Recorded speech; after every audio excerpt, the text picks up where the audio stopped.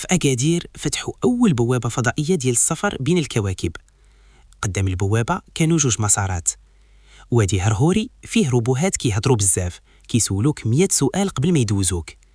وادي سكوتي ساكت ما فيه حتى صوت غير ضباب غامض. واحد الدري من الحومة بغى يجرب الحظ ديالو. الروبوت قال ليه اختار الطريق. قال فين أقل صداع. جاوبوا الروبوت وادي سكوتي ما فيه حتى هدرة. الدري فرح هذه هي ما بغيش اللي هرهر عليا. دخل وادي سكوتي. أول دقيقة سكون تاني دقيقة سكون. من بعد بان لي هولوغرام كتب فيه هنا اللي كيسكت بزاف كيضيع بلا ما يحس. اتصدم وبدا يجري يرجع. في وادي هرهوري كانوا الروبوهات غير كيهضروا فين غادي شنو خطتك واش قاري شروط الاستعمال. هو قال سيروا فحضروا غير دلوني على الطريق. وفي الأخير وصل سالم وقال الحومة ادخل وادي هرهوري ولا ادخل وادي سكوتي. الهضرة كتوجع الراس ولكن السكاتة القاتلة كتضيعك.